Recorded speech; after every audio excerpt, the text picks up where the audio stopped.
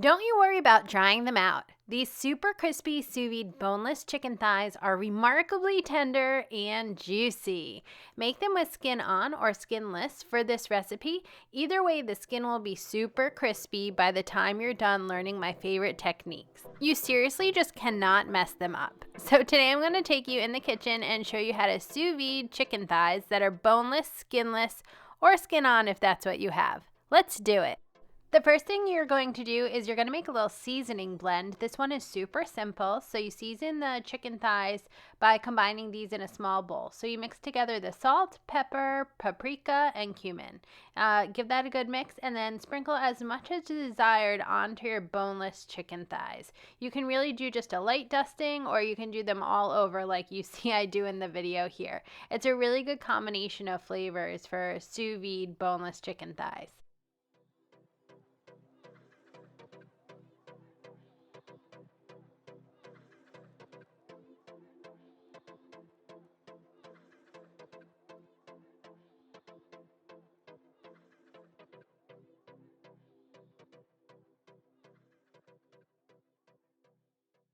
Now, you could either Ziploc boneless chicken thighs for sous vide cooking, or you could use a vacuum sealer like you see I do here. If you're familiar with my sous vide recipe videos here at Sip Bite Go, you know that I often vacuum seal my food.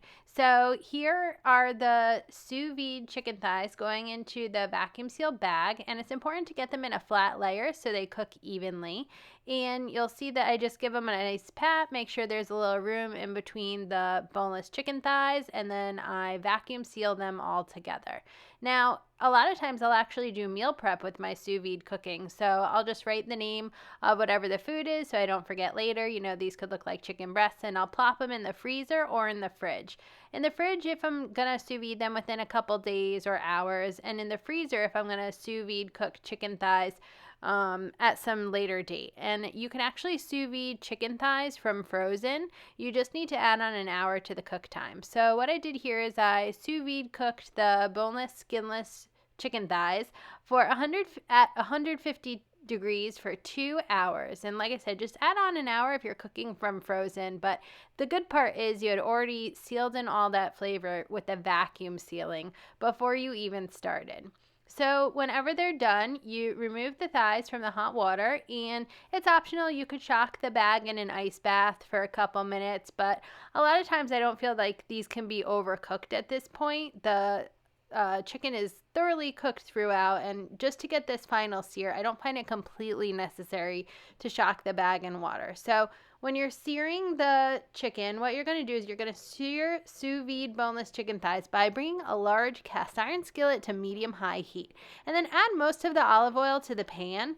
And when it's hot, add the sous vide boneless chicken thighs and let them sear to get that brown. I like to actually put a little thin layer of olive oil with a brush on the other side. And then I also throw in some butter into the pan, and I feel like that combination, using a spoon to drench the chicken thighs with that butter and olive oil, and then using tongs afterwards to make sure each edge gets really nice and crispy, will make them those crispy sous vide boneless chicken thighs that I told you about.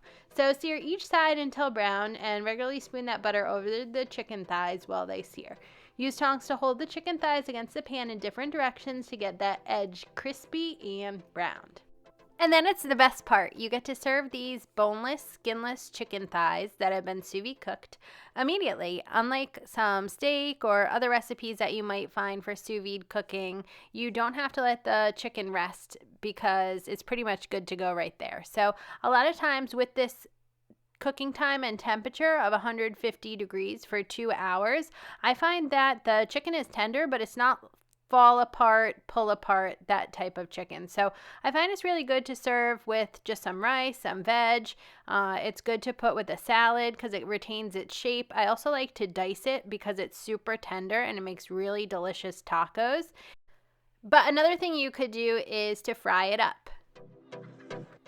If you're a foodie like me, you probably like sharing all of your good eats with your friends and family. Well, sous vide tri-tip steak is definitely a great idea if you're looking for a sous vide recipe you can share with a crowd.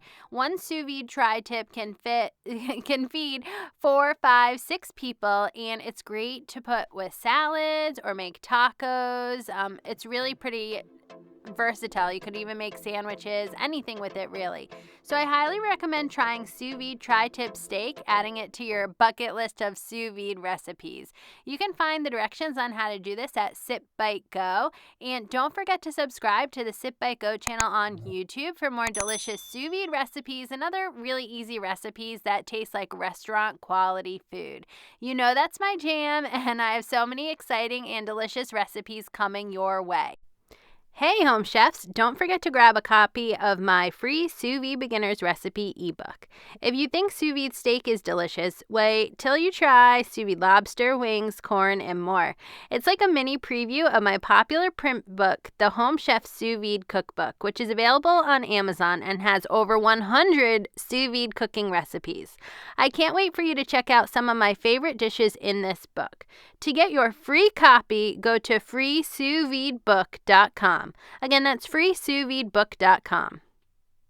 Well, you'll have to let me know when you make these sous vide chicken thighs. Boneless is delicious, but you could also try bone-in, or you could try pork or another steak recipe I have at sipbitego.com.